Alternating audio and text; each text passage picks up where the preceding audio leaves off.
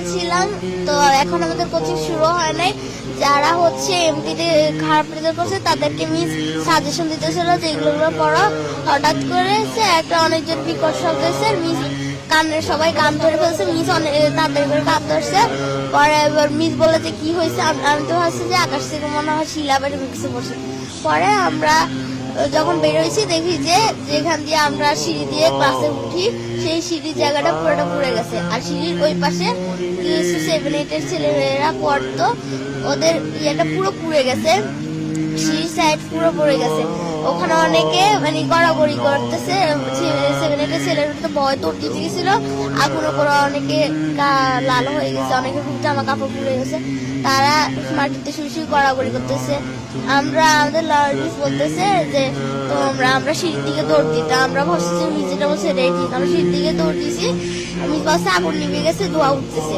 আমরা এবারে গেছি, গ্যাস সরে দিছিল। পরে নিচে একজনের গায়ে পড়ে গেছে, আবার একটা 8-এর ভাই আমার গায়ের উপর পড়ে গেছে। পরে আমার একটা বান্ধবী আমার গায়ের উপর পড়ে গেছে। আমি অনেক কষ্ট ওখান থেকে উঠে আসছি। পরে বারান্দার যে গ্রিল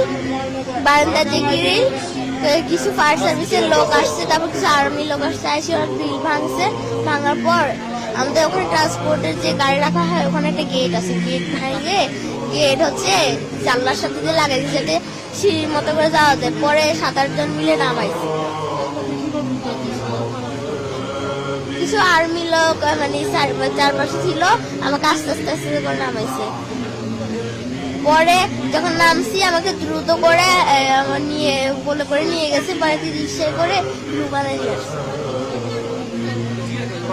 হ্যাঁ, আমি বাইজিৎকে দেখছি, আলপিরাকে দেখছি, মেহরিনকে দেখছি, তাসমিয়াকে দেখছি, আর তোর